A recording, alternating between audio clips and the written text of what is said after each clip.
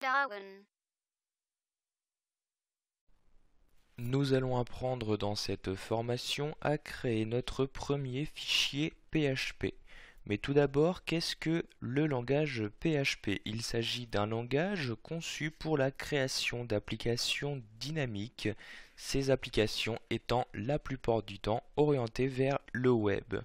Vous devez également savoir que le PHP est un langage côté serveur, par conséquent vous aurez besoin d'un serveur afin de pouvoir apercevoir les différentes pages PHP que vous créez.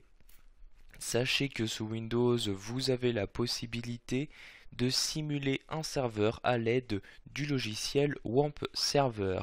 Donc pour le télécharger, vous vous rendez sur Internet, vous faites une recherche Google où vous écrivez ici WAMP Server.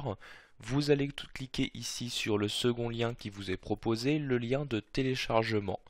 Donc vous allez maintenant pouvoir descendre ici dans cette fenêtre. Vous avez alors dans ce tableau accès à différentes versions de Web Server, donc des versions bêta. Je vous recommande ici une version stable. Donc vous prenez ici l'une des deux, suivant si vous avez Windows en 32 bits ou en 64 bits. Donc vous n'avez qu'à cliquer sur le lien, suivre les instructions affichées à l'écran et ainsi installer correctement WAMP Server sur votre ordinateur. Afin de créer correctement des fichiers PHP, vous allez également avoir besoin d'un éditeur. Donc, cet éditeur, vous pouvez utiliser celui que vous voulez. Je vous conseille ici Notepad. Donc, vous faites une recherche Notepad. Vous avez alors plusieurs sites qui vous proposent de télécharger ce logiciel, comme le site 01net, Clubic ou le site officiel. Vous vous rendez sur l'un d'eux et vous n'avez qu'à cliquer donc sur le site en question, sur le lien de téléchargement et encore une fois suivre les instructions affichées à l'écran. Je vais maintenant fermer ici mon navigateur internet. Pour démarrer WAMP Server, vous cliquez sur le menu démarrer, vous vous rendez dans les programmes, vous avez alors celui qui s'affiche dans un dossier, vous cliquez ici sur Start WAMP Server.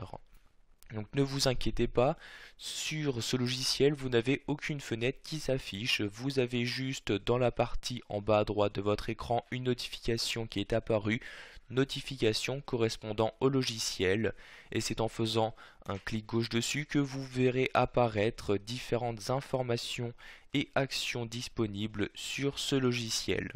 Donc nous allons pour l'instant mettre de côté WAMP Server et créer notre premier fichier PHP. Donc pour cela, je vais utiliser Notepad. Je double-clique donc ici sur l'icône du bureau. Donc vous devez savoir qu'un fichier PHP, donc les différentes commandes PHP, s'insèrent entre ces deux commandes-ci. Donc vous insérez ici le chevron ouvrant, un point d'interrogation et vous écrivez PHP et vous insérez ensuite un point d'interrogation puis le chevron fermant. Donc tout code PHP devra obligatoirement être saisi entre ces deux rubriques-ci. Donc je vais pour le moment ici sauvegarder mon fichier PHP. Je fais donc un CTRL S et je choisis l'emplacement de sauvegarde. Donc vous devez, afin de pouvoir tester correctement ce fichier PHP, l'enregistrer dans un dossier de WAMP Server. Donc vous vous rendez pour cela dans le poste de travail, puis dans le disque où vous avez installé le logiciel, vous avez alors un dossier WAMP qui apparaît, vous vous rendez à l'intérieur, puis vous allez dans le dossier 3W comme ceci.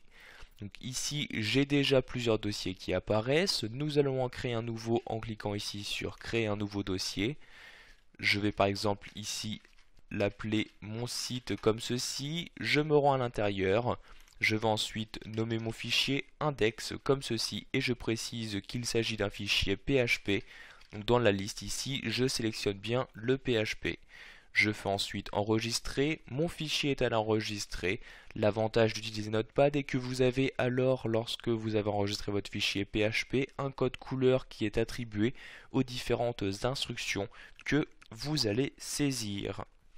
Je vais par exemple ici afficher une instruction classique, la commande echo, commande qui va vous permettre d'écrire une information dans votre page. Donc je vais par exemple écrire bonjour sur ma page, donc bonjour que je vais saisir entre guillemets, donc je ferme ici les guillemets.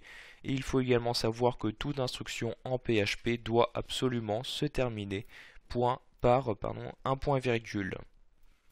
J'enregistre à nouveau les modifications en faisant un CTRL S et nous allons maintenant tester que la commande ici fonctionne correctement. Pour cela, je vais ici faire un clic sur la notification de WAMP Server et cliquer sur Localhost.